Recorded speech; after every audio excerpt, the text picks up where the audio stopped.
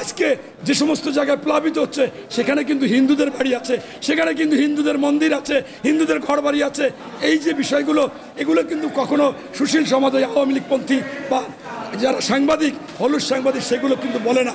তাই আমি বলবো যে এটাকে স্পষ্ট করতে হবে, আমাদেরকেও বাদ দিতে হবে, যদি বাদ কখনো যেন না ছাড়তে পারে, বাদ ছাড়লে বা কখনো পানি দিলে তখন আমাদেরকে তাদের সাথে আলাপ আলোচনা করে।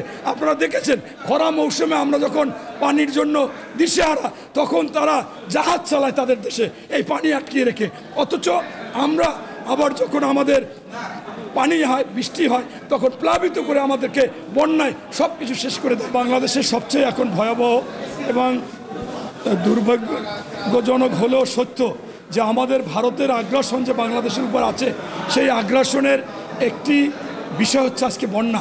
আপনারা জানেন যে এই বাংলাদেশের পার্শ্ববর্তী দেশ ভারত কখনো আমাদের বন্ধুত্ব সম্পর্ক রাখে না। তারা যে সম্পর্কটা রাখে সেটা অত্যন্ত দুঃখজনক। তাদের সুবিধার জন্য যা কিছু করার দরকার সেইটাই তারা করে।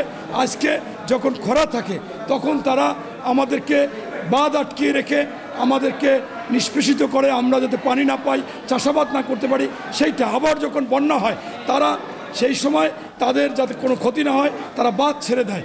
আজকে পরিকল্পিতভাবে এই সরকারকে বিতর্কিত করার জন্য, বেকায়দায় ফেলাবার জন্য ওই ভারত তারা পরিকল্পিতভাবে আজকে এই বাঁধ ছেড়ে দিয়ে আমাদের দেশে বন্যায় প্লাবিত করেছে। আপনারা দেখেছেন ইতিমধ্যে রাঙামাটি, খাগড়াছড়ি, চট্টগ্রাম এবং এই নোয়াখালীগুলোতে ছিল। আজকে সকালে শুনতেছি যে আরও বেড়ে চারিদিক থেকে বাঁধগুলো ছেড়ে দিয়েছে। এখন রাজশাহী এবং উত্তরাঞ্চলও সেইটা হয়েছে। এটা আমি মনে করি যে এটা কোনোভাবে এটাকে বরদাস্ত করা যায় না, কারণ ভারত ইতিমধ্যে আগেও করেছে।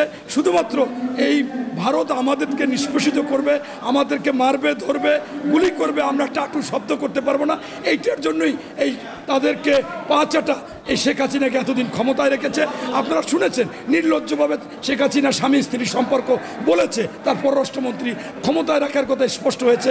এটা আসলে ঘটনাটা সত্য। তাই আমরা মনে করি বাংলাদেশে আমাদেরকে একটি বেসামরিক প্রশিক্ষণ করতে হবে, যে প্রশিক্ষণের মাধ্যমে ভারত থেকে যখনই বাধা আসবে আমরা সেটা প্রতিরোধ করব, আমরা প্রতিবাদ করব, প্রয়োজনে প্রতিরক্ষার পাশে দাঁড়াবো। যে আপনারা যদি এই অন্তর্বর্তীকালীন সরকার, যে আপনারা যদি সুষ্ঠুভাবে, ন্যায়সঙ্গতভাবে ভালো একটি দেশ গঠন করতে চান, তাহলে আওয়ামী লীগের কাছে অবৈধ সম্পদ টপ টু বটম। তাই তৃণমূল থেকে আপনার প্রত্যেককে তাদের অবৈধ সম্পদ তাদের গ্রেপ্তার করে আইনের আওতায় আনতে হবে।